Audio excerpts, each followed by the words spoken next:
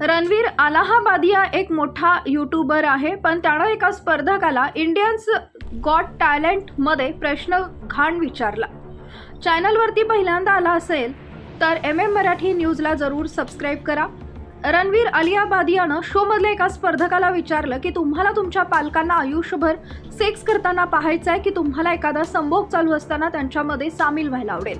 रणवीरचा हा प्रश्न ऐकताच समय रैना मध्ये पडतो आणि म्हणतो की हे सर्व प्रश्न त्याच्या पॉडकास्टमध्ये रिजेक्टेड प्रश्न आहेत। हा काय प्रश्न आहे?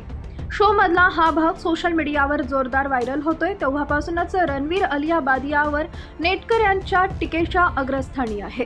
यूट्यूबवर अनेक क्रिएटर्सनी सुद्धा रणवीर अलाहाबादियावर टीकेची झोड उठवली आहे। तसेच त्यांनी त्याला खडेबोल सुनावणारे व्हिडिओ शेअर केले। तसेच ट्विटरवरही रणवीर अलाहाबादियाला जोरदार ट्रोल केलं जात आहे।